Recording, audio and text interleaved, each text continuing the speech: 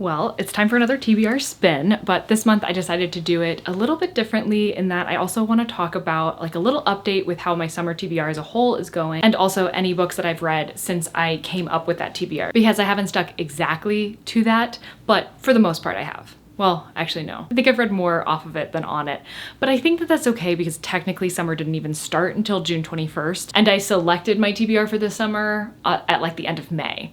So I think it kind of works. But if you're here just purely for the spin, then I will have chapters below where you can just jump straight to when the spin happens. But first I'm gonna talk about my reading updates. So I've definitely been getting back into the swing of things with reading, but as I said, haven't stuck super closely to this. This shelf right here, this entire thing, is the TBR that I picked in that video that came out, my summer TBR. There are 20 books on this list. However, there's one book that I want to remove because during the video while I was filming, I was talking about this book. I all of a sudden had this like gut feeling that it wasn't a summer book at all.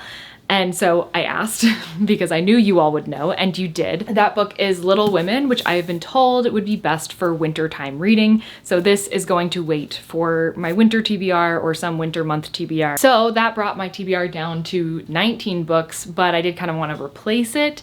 So I chose a book to replace it. This might be silly. I technically have two books that are going on to this TBR because first I chose a book to replace it, and I had just gotten this book, The Snap from Doubleday Publishing, which comes out in August, and it's a thriller, but it's centered around an NFL team. I actually got sent along with this one, The In Crowd by Charlotte Bassel, which if you were around on my channel at the end of last year, you probably remember me not shutting up about Charlotte Bassel and her first book, which was The Other Half, and that is the first book in this series that she's now writing, and I loved The Other Half. It was one of my favorite books of the year, absolutely obsessed.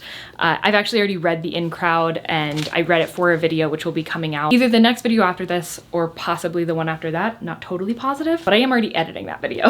So you'll hear my thoughts on it, but I really liked it. But at the same time, they sent me The Snap, which follows Poppy Benjamin, who's a media relations director of Syracuse's NFL team, the Bobcats. It talks a bit about how she got to where she is, what her life is like, but then it also says, on the very same morning that Poppy's legendary head coach is found dead in his home, 5 notes threatening, tell the truth or pay the consequences, hits the WAGs, which is a group that she's a part of, like 300-pound linemen. And this group that she's a part of, it's like a secret group. So them even knowing about it to begin with is a lot. And the author of this book, she's an attorney right now, but before she did law school, she was in media relations for the New York Giants, the New England Patriots, and a few other places. So I feel like she'll know what it's like. And I don't think I've ever read like a thriller set among sports before, so I'm excited about it. So this is getting added to the summer TBR in order to replace Little Women. But then after I'd already decided to do that, I remembered that there's also another book that I do need to read in the summer, like no matter what. So let's go ahead and chat about that one. So I had mentioned these two books, which is Royal Assassin and Assassin's Quest. These are the second and third books in the Farseer trilogy, which takes place in the same universe as a few other series also written by Robin Hobb. Leanne from Literary Diversions is doing like a read along with this, and I have been attempting from the beginning to catch up. I've never been caught up in this, but I've been working on it this whole time. I've always been just a bit behind. So at this point, I think like next week or something is when she's having her live show for the third book in the trilogy. And I have been working on this one. This is my current read. I'm 200 pages in, but it's a 700-page book. This is like 700 or 800 pages. So I'm not gonna make it in time for that live stream, but that's okay. I just still wanna work on catching up. And also, I'll say while we're talking about these, I'm loving this one. The first book, Assassin's Apprentice, in this trilogy, I was kind of mixed on because I was pretty bored, not bored, but it was slow moving for me throughout the beginning, and I had a hard time paying attention to it. And then at the end, it did pick up, and also I'd heard a lot that like, if you just get through that book, then other books in the series go a little bit faster. That's not to say that people don't still really like that book, but just for people that I think are readers like me, you might struggle with the first book, and I did. But now, I don't even know what it is because I don't think, like, this hasn't been packed with a lot of action or anything. And that's not even necessarily what I need. I think I just needed to feel more connected with the characters. And I feel that in this one, but also I think it just helps knowing the place, the area better. And also Fitz is, I think, 15 in this book, which it's a lot easier to read about a 15-year-old than like a 6-year-old, you know, and he's very young in a lot of the first book. But in this one, he's starting to speak his mind like a little bit more. Still not much because he's in like a very delicate situation in this like kingdom. So he can't just, you know, go saying like literally whatever he wants. But he is starting to just speak more in general and act on his own and not just as the result of orders from others, although he does still do that because he has to. But I think that like him having just a little bit of agency totally changed the game for me with these books. But the reason why I bring these up now is because the second trilogy that's a part of that universe, what is it called? The Ship Traders or something? Okay, the Live Ship Traders. That's the name of the next trilogy. I'll need to read the first book by the end of August. So that's definitely summer. I don't currently have the first book, but I did find the second and third book in my used bookstore, and they're the mass market paperback copies, which are my absolute favorite, especially for fantasy. The first one, however, I do have on its way to me. I actually just purchased it online using this new website that I've been using, Tertulia. I'm now an affiliate for them. So if you wanna buy any of the books that I mentioned in this video, they'll be in the description with links with them. It would really help support me and also Tertulia, which is just like a great website that really feels like it's like for readers. And so they'll definitely be who I'll be using if I can't get a book at like an indie bookstore locally. Plus they have a 4th of July sale going on right now. That's like buy 2 books, get 1 free, which I ended up doing because I was getting the first book in this. I ended up getting 2 books in addition to that book. And then you can also do a buy 4 books, get 2 free, I believe. So definitely check them out. Scout's coming for a visit. She was meowing incessantly outside. Not even like outside my door. She does this thing where she just wanders around meowing when I know that all she really wants is to hang out in the same room as me. But you didn't want to come in when I started filming. So the first book in the Live Ship Traders series is also going on the summer TBR.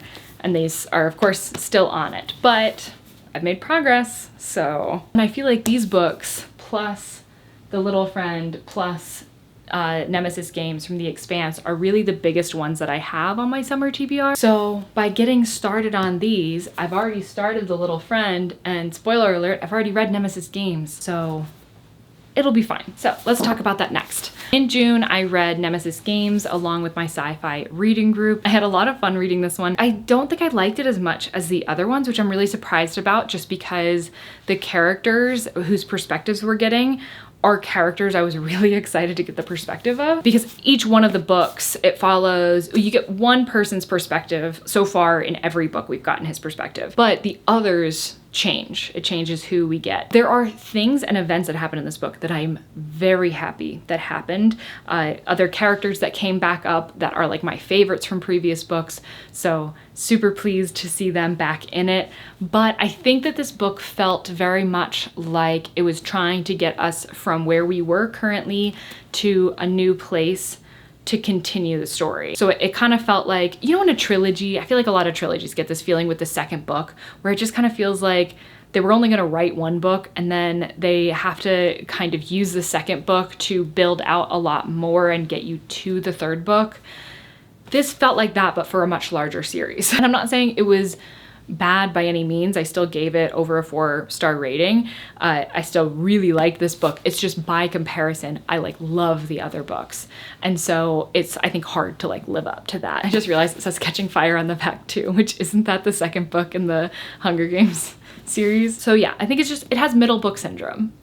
That definitely needs to be a new thing. Tell me in the comments any books that you think have middle book syndrome, in that they happen in the middle of a series and really feel like they're just trying to get from like point A to point B so that the series can continue to be amazing just after that book is over. Still a great book, still would recommend the series as a whole. I love these characters, and I know that I'm gonna be thankful for a lot of the backstory that we ended up getting in this, but that is one book off of the summer TBR list. So now we are down to 20 again, if we're counting the first book in the Live Ship Traders trilogy, which is not currently here, but will be there. And then 2 of the books that I said that I would read from here were 2 Emily Henry books, that is Beach Read and People We Meet on Vacation. So I did read these, but I also read these.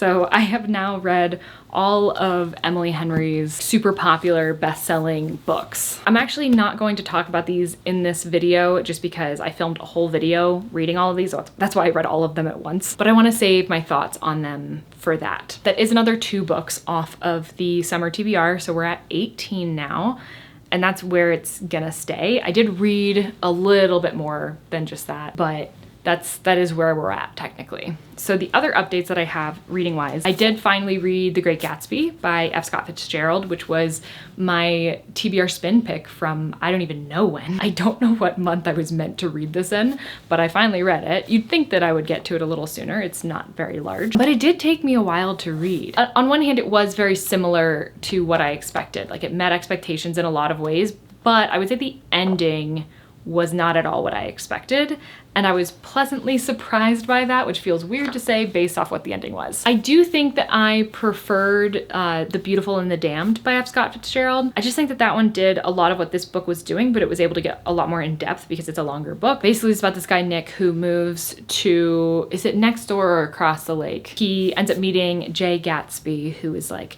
super wealthy and everything, but there's also like a lot of rumors about him, and he's this very like enigmatic character, but also he doesn't drink a lot. He's very friendly, but in a way that like you don't know if it's like true friendliness. He's a very interesting character, and I think that there was a lot to live up to based off expectations for Gatsby because of all that I've heard, and like it's just such a part of mainstream culture. Like, you just know about Gatsby. There are like Gatsby themed parties. There's so much about it that like it's hard to not have expectations, especially about the man himself, because you just see like the pictures, the memes, the references, all of it. But I am really happy that I have more context for that now, and I do think that his character kind of warrants all of that. So yeah, I was pleased with this one. I can't remember what I rated it. I always feel weird rating classics for some reason because like it's already a classic. Like, does it matter? Doesn't matter what I rate it, you know? And then I also read Heartstopper. This is volume 3, which lines up with I think like the first half of the second season of Heartstopper. And this is just like involves a school trip to Paris, but it's very cute. It gave me all the feelings that watching the show did. And I think I just needed something like really nice and quick because I was reading a lot of the same author, reading through Emily Henry. And while her books are very quick, I think that it can be a lot to just read the same type of writing over and over. But I think that this actually worked out really well because I just wanted to quickly go through something else and then get back to it. I didn't want like a full venture away from reading these books. And then I think the only other update that I have is I have started Wuthering Heights, which is my TBR spin book from 2 months ago. Yeah, this is my TBR spin book from May. I am 60 pages in. That doesn't feel right. Oh, there's a lot of like stuff at the beginning that's not actually a part of the book. Yeah, I'm just in chapter 3. I was a little confused at the start of this book, but I think now I'm thinking that it's one of those where it starts in like the future and then it's like telling you a story about the past. I think that that's what's happening here. So I don't really have a lot to say about it. So that is where the summer TBR is currently at the end of all that. Now let's go ahead and do the spin for TBR spin. Oh, before we do that though, I should catch you up a little bit more. So you know that Wuthering Heights was my May book. I have not read my June book, but you should know what it was. So this is my TBR spin stack. And the June prompt was to just pick the book that you most wanted to read. And so I had ended up picking, it's funny that that was the prompt and yet I still haven't read the book, but I decided that Boy Parts was the book that I most wanted to read from this stack. So this is also a book that like, I mean, maybe we should officially put it on the summer TBR because we do know that it's a part of it. Like, it just is. Okay, so now the summer TBR is back up to 19 books. This is the rest of the stack that we've got. 6 books for the last 6 months of the year. I should say, if you don't know about TBR Spin, this is a like reading challenge that Jill from the Book Bully and I do over the course of the year, where at the beginning of the year, you pick 12 books that you want to read from your TBR, and then every month we spin a wheel that gives us a prompt that ideally leads you to one of the books on your stack. Sometimes it leads you to another book and you have to like swap out or whatever, but for the most part, should lead you to one of these guys. You can join at any time. You don't have to have been a part of it since the start of the year. You just have to grab the number of books that matches the number of months left in the year. So right now, 6, and then you can join on in with this spin. Okay, and here we go. 3, 2, 1.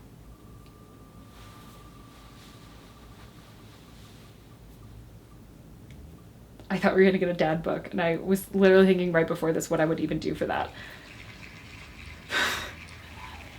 The book on your stack with the biggest font. Okay, I kind of love this one actually, because it's such an unhinged way to pick a book. And I really like to imagine everybody going through their books to see which one has the largest font.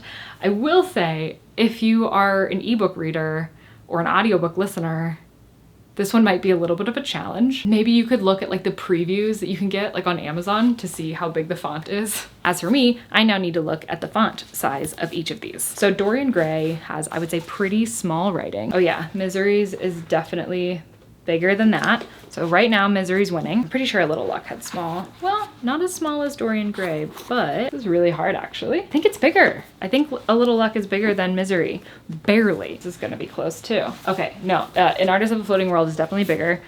So far just every book is beating out the book before it. Okay, I don't think this is going to win. This is In the Dream House.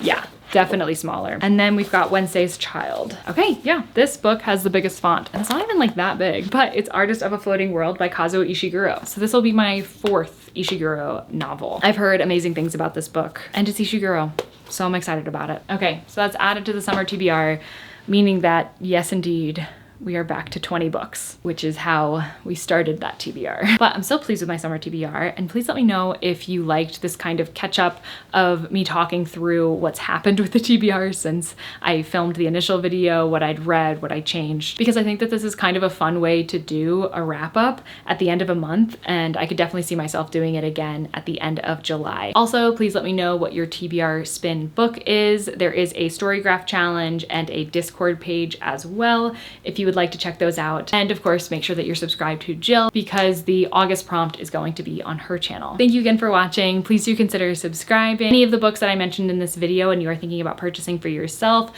please consider using the links in my description to do so, and getting them from Tertulia really helps support me and my channel. Thanks so much, and I hope to see you in the next one. Bye.